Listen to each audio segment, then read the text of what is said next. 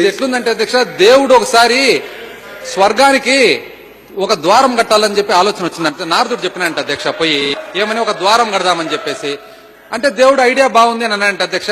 ఇది దయచేసి అధ్యక్ష అందరికి బాగా సంబంధించినది అనమాట. సో నారదుడు ఏమన్నా అంట, స్వామి నేను భూలోకానికి పోయి వచ్చిన, ఇక్కడ కొత్త సిస్టమ్ ఉంది, ఇక్కడ మీరు చూస్తే ఏదో నచ్చిన వాళ్ళకి అందరికి ఇస్తారు, భూలోకానికి పోతే మాత్రం టెండర్ సిస్టమ్ ఉంది.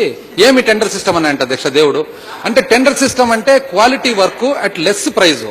సో దేవుడు ఉండి ఓకే చేయండి అన్నానంట అధ్యక్ష. మరి చేయమన్నప్పుడు ఒక్క నిమిషం అధ్యక్ష, చేయమన్నప్పుడు నీ ప్రకారమే పో నారదా అంటే అప్పుడు నారదుడు గ్లోబల్ ట్రెండర్స్ ఫ్లోట్ చేసినాయంట అధ్యక్ష. ఫ్లోట్ చేస్తే సింగపూరు, జపాన్, మరి మన ఆంధ్ర కంపెనీ 3 కంపెనీలు పోయినాయంట అధ్యక్ష. అక్కడికి పోయిన తర్వాత సింగపూర్ వాళ్ళను మీరు ఎంత కడతారంటే $3,000. $3,000 ఎందుకు అని దేవుడు అడిగితే అప్పుడు సింగపూర్ వాళ్ళు అన్నారంట అధ్యక్ష, $1,000 మెటీరియల్ కు, $1,000 లేబర్ కు.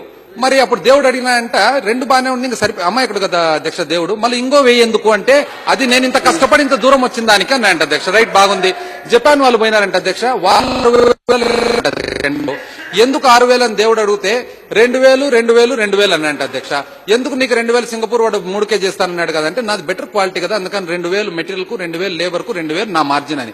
మన ఆంధ్ర కంపెనీ పోయిందంట అధ్యక్ష, వాళ్ళు 9,000 అన్నారంట. దేవుని కోపం వచ్చిందంట అధ్యక్ష. సింగపూరు, జపాన్ వాళ్ళే 3కు 6కు చేస్తే మీరేంది 9 అంటే అప్పుడు మన ఆంధ్ర కంపెనీ వాళ్ళు నారదుని దగ్గర పోయి ఒక్క నిమిషం నాకు కొద్దిగా అక్కడ అవకాశం ఇస్తారా దేవునితో మాట్లాడదానికని అవకాశం ఇస్తే అప్పుడు దేవుని చెవులేకపోయి 9 ఎందుకు అని దేవుడు అడిగితే ఒక 3 నీకు, ఒక 3 నాకు అన్నాయంట అధ్యక్ష.